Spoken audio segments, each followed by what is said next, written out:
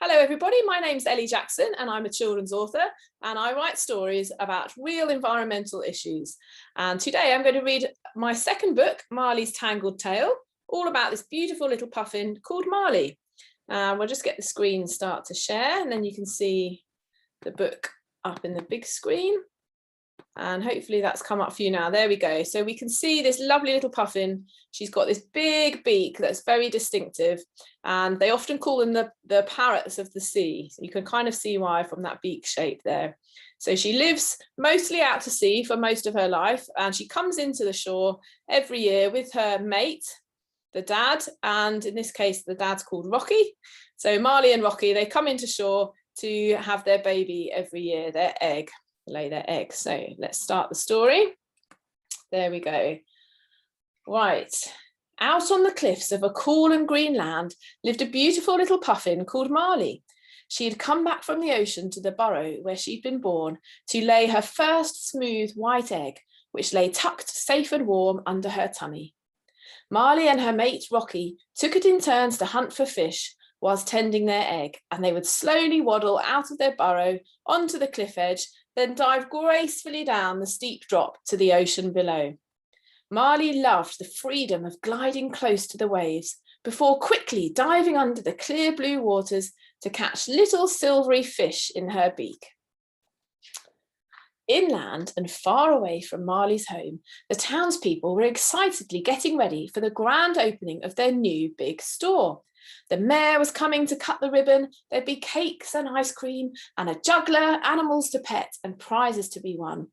Hundreds of colourful balloons were going to be released into the sky, each one with a special number and a poem attached, which read, "Our new store is the biggest and the best. Can you tell us where our balloon came to rest?"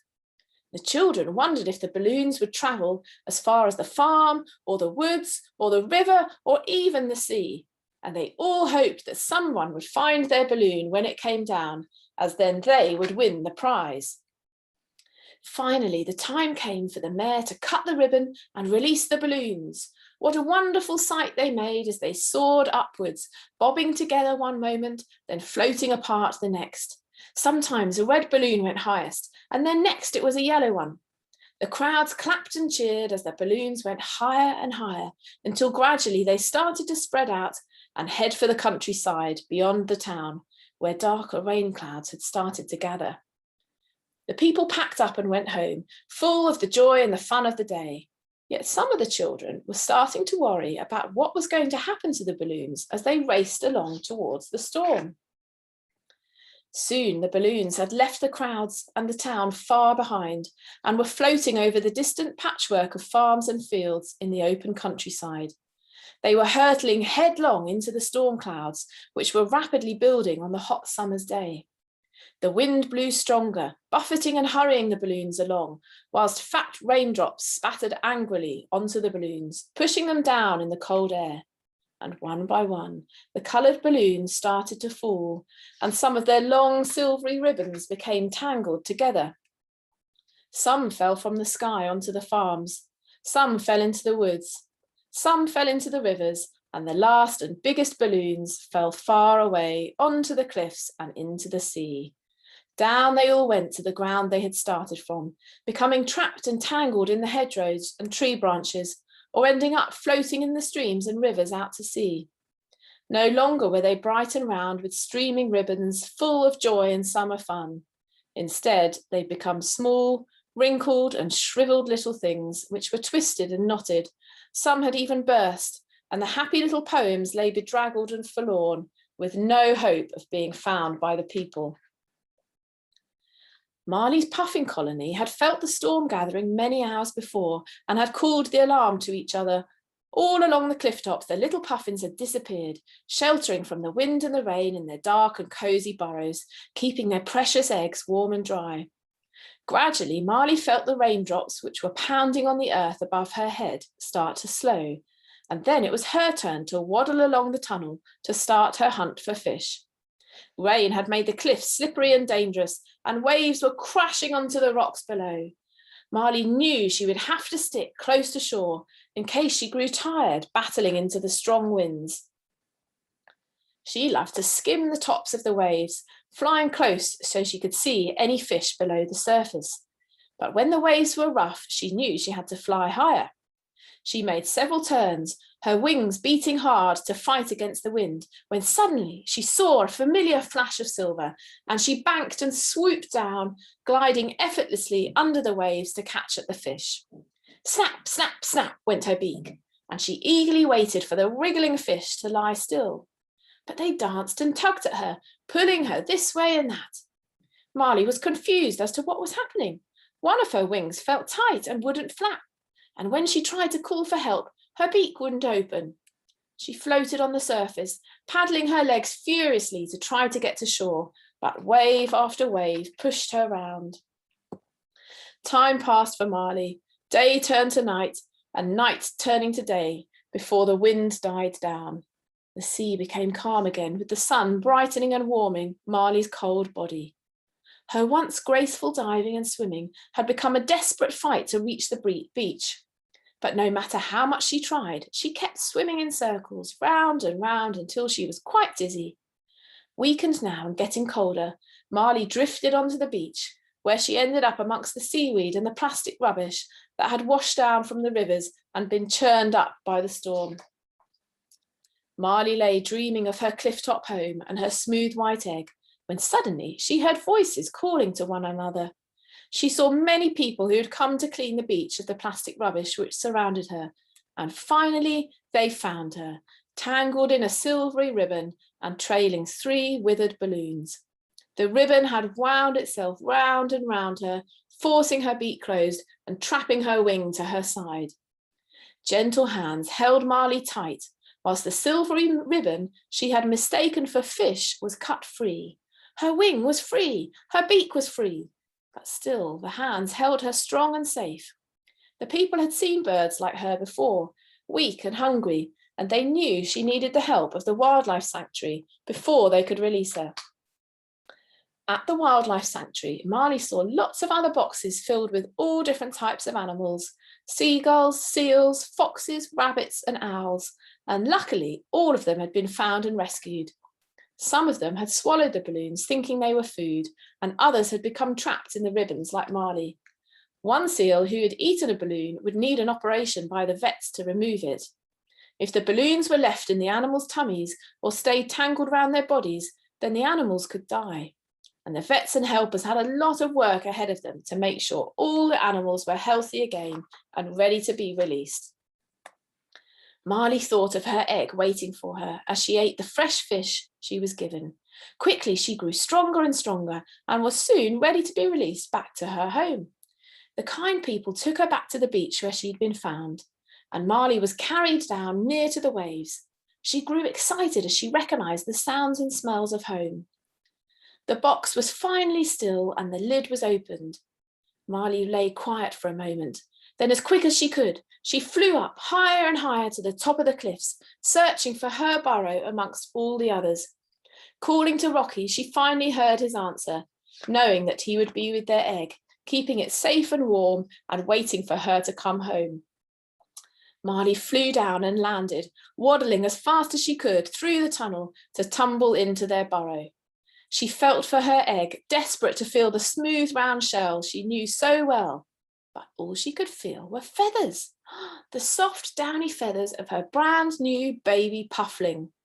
Her heart felt full of love for this tiny little baby, and as she and Rocky looked proudly on, Marley knew that she'd had a lucky escape and that she was free.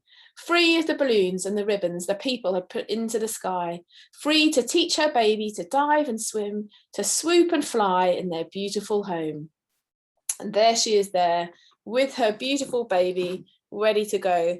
And if we have a look at this next picture here, we are very excited when we put balloons and we see balloons around. They're all wonderful colours, lovely and bright there. But unfortunately, there is a problem with them. And that is what happens when they go up into the sky and they come back down again. So if we look at this next picture here, you can see, sorry, one second. Sorry, you can see here two things side by side. One of them is a jellyfish and one is a balloon. Now what's happened here is the balloon has popped.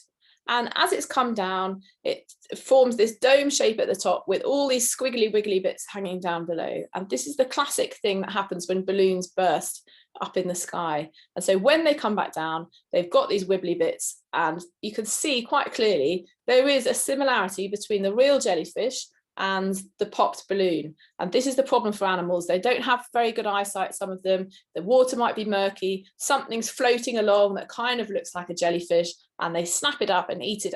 And before they've done that, before they even know that, it's the wrong thing for them to eat. So this is the problem with balloons. And this is actually the real puffin that got tangled up, that I got the idea for the story from. And you can see here she was spotted floating in the water, and actually on this story a boat came and rescued her. So she was scooped up with a net and they untangled the balloons, and then she was able to fly free. So that was a lovely happy ending for that little puffin. And that was off the north coast of England.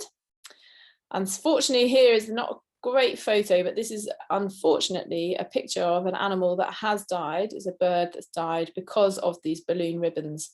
So this is very sad for us to see things like this. And this is sadly the problem, the reality of what can happen when those balloons do come down. So this is saying what goes up must come down. And here we go, a turtle, one of their favorite foods is jellyfish. So it's happening all around the world. And it's really up to us to just think, do we need to put these balloons in the sky? There's other things that we can do to celebrate or remember somebody by. And so this is really just a quick reminder, we never put things up into the sky like this. So what can we do to help stop things like plastic in our oceans? It's not just balloons, there's lots of other things that we find on the beaches washed up as well. And these are just some of the ideas. I bet some of you are already doing this. We've got plastic free in your lunch boxes. So they've got reusable drinks bottles. I bet most of you carry those to school. If you're doing recycling, then that's great, because every time you recycle, that's making a difference. Plastic straws, we don't want to see any of those anymore, and bring your own bags to the shop. So I'm sure most of you are doing lots of these things already. And if you're not, have a chat with your teachers, have a chat with your parents, and see if there's one or two things that you can be doing to help make a difference. We've got some other ideas at the back of the book there. Picking up litter if you find that it's safe to do so, and there's some rules of things you need to make sure you're safe to do that. So again, that's in the back of the books. It's things like don't pick up anything nasty, don't touch broken glass. So use gloves, use a litter picker. So if it's safe for you to do that, then picking up rubbish is a really kind of fun, it's a bit like a treasure hunt. I actually quite enjoy it. Other things that we can do instead of balloons, if you really want to do something fun, a bubble release. My goodness, that would look amazing. All the bubbles going up into the sky. And of course, when they pop, they just disappear into the air. You can make your own windmills, these pinwheels here, and have them spinning around on a hilltop somewhere. Some people like to float flowers into the water to remember somebody by. So lots of other ideas that we can do. And here we go. Here's the beach, how to do a safe beach clean or litter pick. So we've talked about some of those things there, especially if you're down on the beach near the water, you need to be very safe about the waves and the currents and stay careful. Most of the rubbish comes in and it's at the back of the beach anyway. So, keep your eye out on that.